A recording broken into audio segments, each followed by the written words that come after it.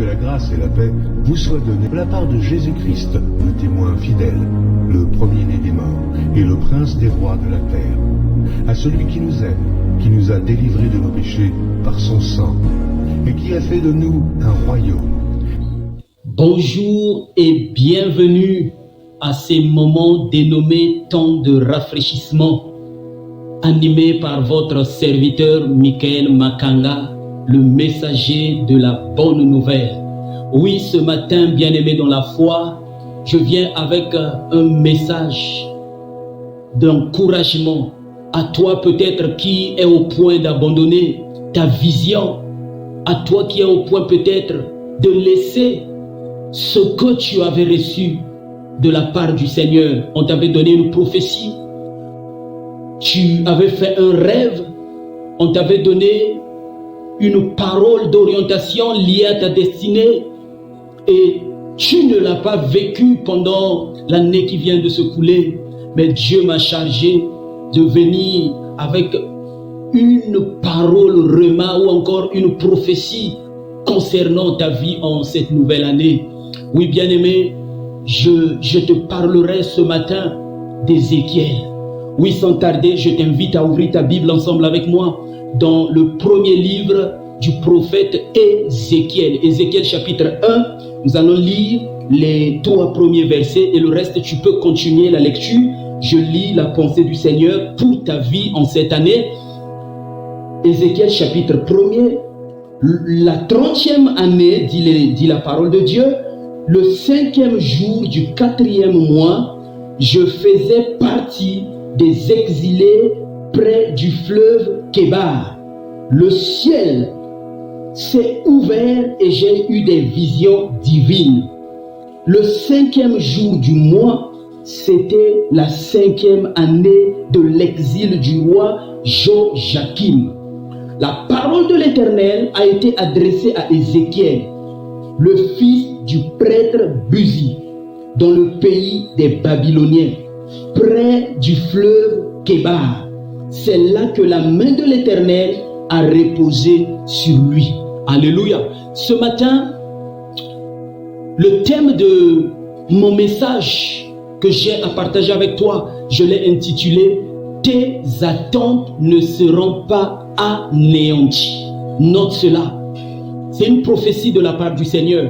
Tes attentes ne seront pas anéanties. Nous parlons d'Ézéchiel. Ézéchiel, c'est un jeune garçon. La Bible dit qu'il a été pris et il a été emmené à Babylone comme exilé.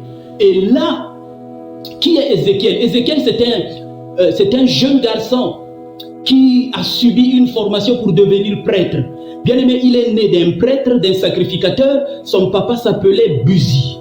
Et la sacrificature était question, c'était quelque chose qui était transversal. Donc ça passait des pères au fils. Et pour le cas d'Ézéchiel, donc, même si le père avait beaucoup d'enfants, il devrait être capable d'avoir un des enfants qui devrait le remplacer. Et pour le cas de ce garçon, c'est lui que son père avait choisi pour le remplacer comme étant sacrificateur. Bien aimé, et pour être sacrificateur, il fallait subir une formation. Ézéchiel avait subi une formation. Et pour rentrer dans le sacerdoce, il fallait avoir 30 ans. C'est pourquoi ici la Bible est en train de dire la 30e année. Donc Ézéchiel est en train de préciser l'année où on devrait célébrer pour mon introduction dans la sacrificature. C'est l'année où je me retrouve à l'exil. Alors il pouvait voir son père, papa Buzi, pour lui demander, toi, Dieu t'avait parlé que c'est moi qui devrais te remplacer. Et aujourd'hui, moi je suis un exilé. Et vous savez, Ézéchiel à l'âge de 30 ans est en train de pleurer.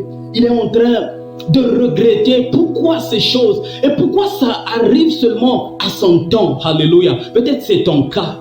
Alléluia. On est en train de dire à l'âge de 30 ans. Vous savez, pour tout juif, 30 ans, c'est l'âge de la maturité. C'est l'âge, vraiment, c'est l'âge de la consécration.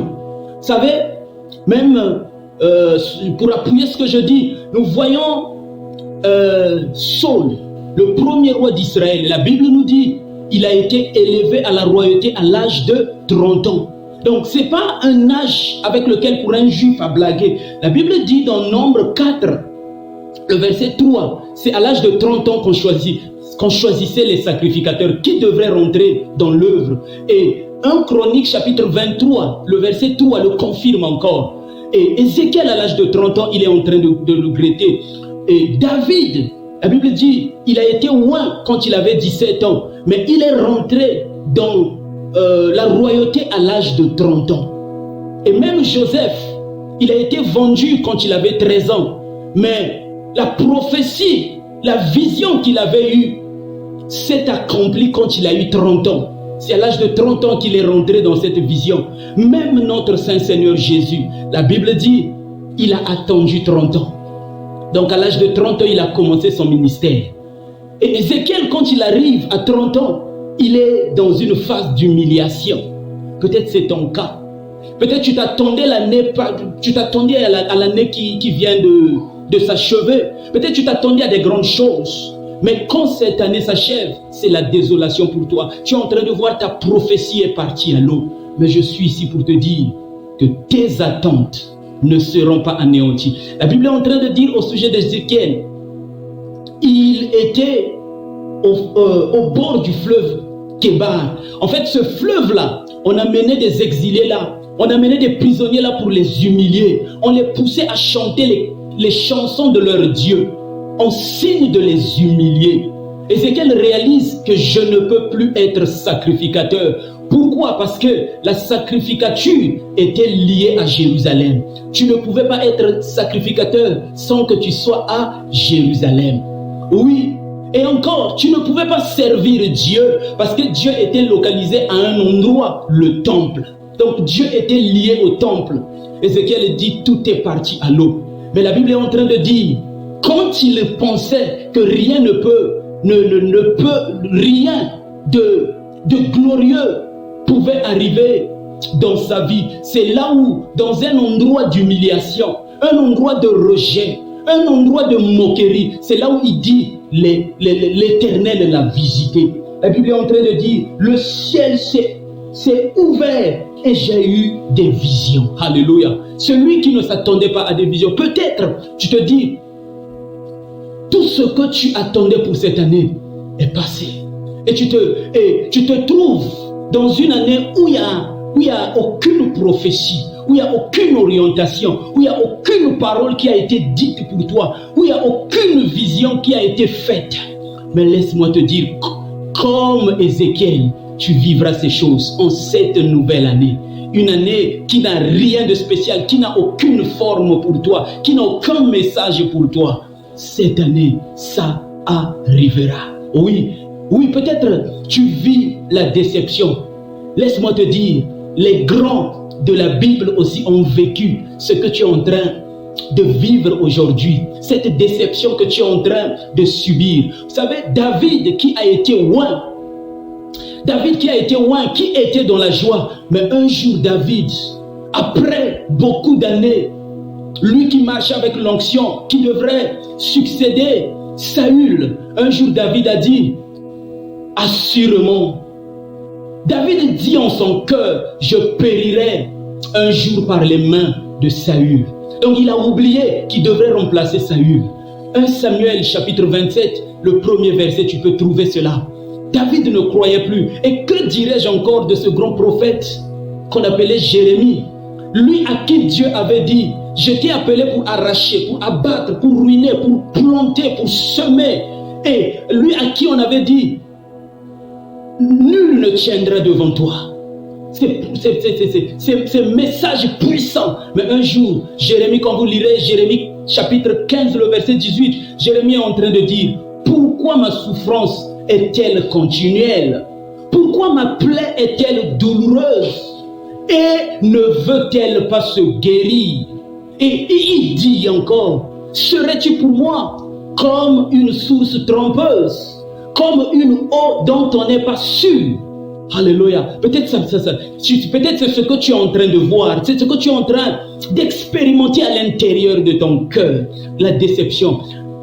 Et que dirait encore de ce grand prophète? Jésus a dit, il n'y a pas un prophète qui soit plus grand que lui, qu'on appelait Jean-Baptiste. Pourquoi? Parce que lui, il a préparé la voie du Seigneur. Mais écoutez ce que Jean-Baptiste vient de dire dans Luc chapitre 7, le verset 19. Jean-Baptiste est en train de dire, est-ce que nous devrons en attendre un autre? Lui qui avait été choisi pour montrer celui qui devrait venir. Mais lui-même, il rentre encore dans la déception. Oh, j'aimerais te dire ce matin, j'aimerais te dire, alléluia, la déception donnera la place à la joie. Oui, cette année, tu vivras quelque chose de merveilleux. Cette année, peut-être, oui, il n'y a rien comme orientation, comme message. Mais c'est en cette année. De la même manière qu'Ézéchiel, à l'exil, où il n'avait aucun espoir, aucune idée de voir quelque chose de merveilleux. D'un prêtre est né un grand prophète. Alléluia. Oui, je me rappelle, j'ai été programmé pour devenir prêtre. Et l'année où je devrais rentrer au séminaire, je me trouvais dans une prison. Et c'est dans cette prison que j'ai vu pour la première fois Jésus-Christ m'apparaître. Et mon père qui me préparait pour devenir un prêtre, oui, aujourd'hui, il a vu naître de lui un pasteur. Oui, quelque chose de merveilleux. Dieu est celui qui fait au-delà de ce que tu imagines, au-delà de ce que tu penses. Et ce matin, je t'encourage. Je t'encourage à espérer. Écoute ce que l'apôtre Paul est en train de dire, le grand apôtre. Je veux le lire rapidement pour toi. Dans le livre de 2 Corinthiens chapitre 1, le verset 8 à 9. Écoute ce que ce grand homme de Dieu est en train de dire. Il est en train de dire, en ce qui concerne la détresse que nous avons connue en Asie, nous ne voulons en effet pas vous laisser ignorer, frères et sœurs, que nous avons été accablés à l'extrême, au-delà de nos forces. Et écoutez ce qu'il dit, au point que nous désespérions même de rester en vie. Nous avions intérieurement accepté notre arrêt de mort. Alléluia. Il est en train de dire, donc ils ont expérimenté la mort. Mais lui, à qui Dieu avait dit, je t'amènerai auprès des rois, je t'amènerai dans les nations. Lui qui était conscient, il n'était pas encore arrivé auprès de ces rois-là. Il n'était pas encore arrivé à Rome. Alléluia, pour témoigner Jésus. Mais il arrive à un moment où il dit, malgré qu'on me l'a dit, mais ce que je vis là, moi je mourrai. Peut-être tu vis cette déception. Peut-être tu es en train de vivre un temps où tu réalises que rien ne marchera. Rien, tout est mis aux arrêts dans ta vie. La Bible est en train de dire dans Hébreux chapitre 12, les 2 premiers versets, la Bible nous dit, nous donc aussi, puisque nous sommes environnés d'une si grande nuée de témoins, rejetant tout fardeau et le péché qui nous enveloppe si facilement, courons avec espérance dans la carrière qui nous est offerte, en fixant nos regards vers Jésus le Christ, qui est le chef et le consommateur de notre foi. Oui, l'auteur de cet épître ici fait allusion à une époque gréco-romaine où on voyait un centre aménagé et nous avons une arène préparée pour les affrontements. Et de l'autre côté, nous avons les gradins. Et là, il est en train de faire allusion à cette image-là. Donc, dans le terrain, c'est toi qui es là, qui es en train de t'affronter. Mais sur le gradin, il y a de ceux qui sont là, qui sont en train de t'encourager. Ce matin, j'aimerais te dire, pour toi peut-être, qui est rejeté, pour toi peut-être, qui est combattu par rapport à ta vision. Alléluia. J'aimerais te dire, il y a un Joseph qui est sur les gradins, qui dit n'abandonne pas. J'ai connu ce que toi tu es en train de connaître. Je n'avais pas lâché. Et tu peux lire mon histoire où j'ai fini pour avoir, alléluia, pour avoir accepté de ne pas abandonner. Pour toi peut-être, qui est en train de subir les moqueries des hommes, les moqueries parce que tu as un problème peut-être de conception. J'aimerais te dire, il y a une âne sur cette montagne. qui est en train, sur ces gradins, qui est en train de te dire, j'ai connu ces choses avec Pénina, ma rivale, mais j'ai tenu bon. Pour toi, peut-être qui est en train de traverser la pauvreté, j'aimerais te dire, sur ce gradin, je vois aussi un certain Jaébed, qui est né dans la douleur et qui a porté le nom de la douleur, mais de qui la Bible dit, il a été béni. Oui, j'aimerais t'encourager. Ne te décourage pas. Sur le gradin, quelle que soit ta situation, il y a quelqu'un qui est là pour te dire tiens bon. Et j'aimerais te dire tiens bon. La Bible dit au sujet de Jésus, Jésus est le chef et le consommateur de notre foi. C'est ce que je viens de confesser dans la parole de Dieu que j'ai citée ici avec toi. La Bible est en train de parler au sujet de Jésus. Écoute ce que la Bible dit. Jésus aussi a souffert. Il était au point d'abandonner au jardin de Gethsémane. Il a dit, Père, est-ce qu'il n'y a pas d'autre moyen? Il n'y a pas d'autre voie. Mais après, il a dit, laisse que ta volonté s'accomplisse. Oui, la volonté de Dieu cette année pour toi, c'est que tu vives la gloire de Dieu. La volonté de Dieu pour toi, c'est que tu vives les surprises inattendues, agréable. La volonté de Dieu, c'est que pour toi cette année, c'est que le surnaturel devienne naturel dans ta vie. Il y a des choses que tu vas vivre. Laisse-moi prophétiser ce matin sur ta vie. Alléluia. Oui, la Bible dit au sujet de Jésus, quand il a persévéré, la Bible dit dans Ésaïe 53, il partagera son butin avec les puissants. Alléluia. Il partagera son butin avec les puissants. Il va trouver sa place. Il va s'asseoir au milieu des grands. Oui, pour avoir persévéré. Oui, persévère. N'abandonne pas. La Bible est en train de dire dans Habakkuk 2, oui, même si ça tarde, peut-être ça a eu des années, ça tarde, mais cette année, ça ne tardera pas.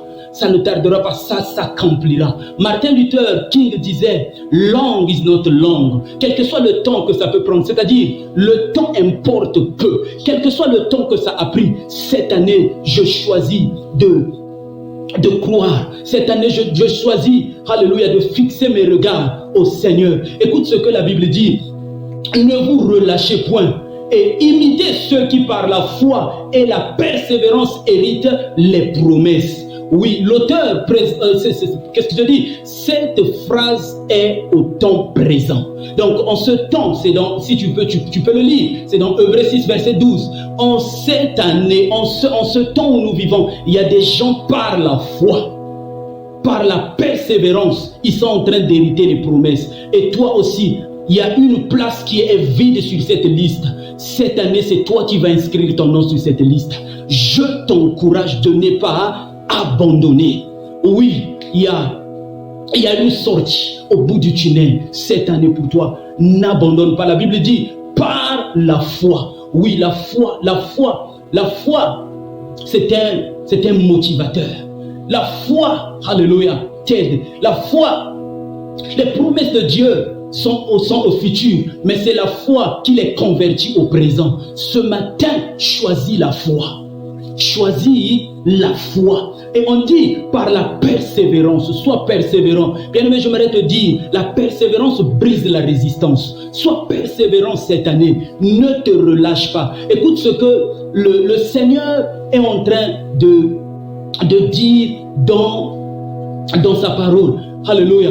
Il dit, Zacharie chapitre 4, le verset 19, « Mes mains ont fondé cette maison et mes mains l'achèveront. » La vision que Dieu t'a donnée, elle vient de Dieu. Le rêve que tu as reçu, il vient de Dieu. La prophétie qu'on t'a donnée, il vient de Dieu. L'inspiration que tu as reçue, les idées positives que tu as conçues dans ton cœur, il vient de Dieu. Et Dieu est en train de dire ce qu'il a posé dans ta vie comme fondation, comme fondement. Oui, c'est sa main qui l'a fait et sa main aussi achèvera cette œuvre. N'abandonne pas. Je t'encourage à fixer tes regards. Je t'encourage à ne pas abandonner. Écoute ce que le Seigneur est en train de dire dans Luc chapitre 14, le verset 28. Lesquels de vous, s'il veut bâtir une tour, ne s'assit pour calculer la dépense et voir s'il a de quoi la terminer. S'il a de quoi la terminer. De peur qu'il s'est engagé à faire des dépenses et il n'est pas en mesure de la terminer. Et ceux qui l'ont vu commencer comment, alléluia, se moqueront de lui. Bien-aimé, on parle de Dieu à ton sujet. Dieu est un sage investisseur. Dieu ne s'engage pas, alléluia, dans une chose quand il sait que la chose n'aboutira pas. Dieu ne pouvait pas te donner une vision quand il sait qu'il ne peut pas réaliser cette vision. Dieu ne pouvait pas te donner ce réma quand il sait que ce réma ne devrait pas se concrétiser. C'est pourquoi tu as toutes les raisons ce matin, de par ma voix, de croire à ce que Dieu t'a dit. Tu as toutes les raisons ce matin de croire à ce que Dieu t'a dit. Dieu sait finir ce qu'il commence, bien-aimé. Il achève ce qu'il initie. C'est un bon Dieu, c'est un puissant Dieu, c'est un grand Dieu. Alors tu as les raisons ce matin de par ma voix de te dire, je m'engage à ne pas abandonner. Cette année, c'est mon année. Cette année, c'est mon année. Vous savez, Ézéchiel, qui ne voyait plus rien, mais Ézéchiel est devenu un prophète hors pair.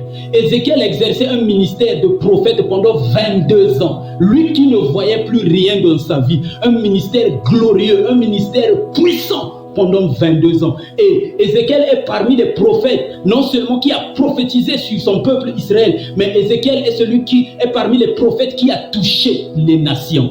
Vous voyez, lui qui ne voyait rien, oui, peut-être tu ne vois rien ce matin, mais laisse-moi te dire, il y a quelque chose de glorieux que le Seigneur réserve pour toi. Alléluia. Et cette écriture est pour toi. Psaume 126, le premier verset dit, quand l'Éternel ramena les captifs de Sion, alléluia, nous étions comme ceux qui font un rêve. Alléluia. Oui, cette année, tu feras un rêve. Laisse-moi te le dire. Cette année, c'est l'année où tu feras un rêve. Alléluia. Un rêve de gloire. Un rêve de gloire. Un rêve de gloire est derrière toi cette année. Je le déclare dans ta vie au nom de Jésus. Parce que tu as choisi croire au Seigneur. Je le déclare ce matin. En cette année, joie et tristesse vont déménager. En cette année, la joie, alléluia, prendra la place de la tristesse. Et la tristesse prendra la place de la joie. Tu vas vivre la joie en cette année. Je le déclare sur ta vie. Dans le nom suprême de Jésus le Christ. Que Dieu te bénisse. Je te recommande à la grâce du Seigneur. Si ce conseil t'a fait du bien, oui, ne manque pas de liker, ne manque pas de partager à d'autres personnes à qui cela aussi peut faire du bien. Et surtout, partage cela. Laisse-moi ton commentaire et je te recommande en ce nouveau jour à la grâce du Seigneur. Reste béni dans sa présence. Que la grâce et la paix vous soient données de la part de Jésus-Christ, le témoin fidèle, le premier-né des morts et le prince des rois de la terre, à celui qui nous aime, qui nous a délivrés de nos péchés par son sang, et qui a fait de nous un royaume,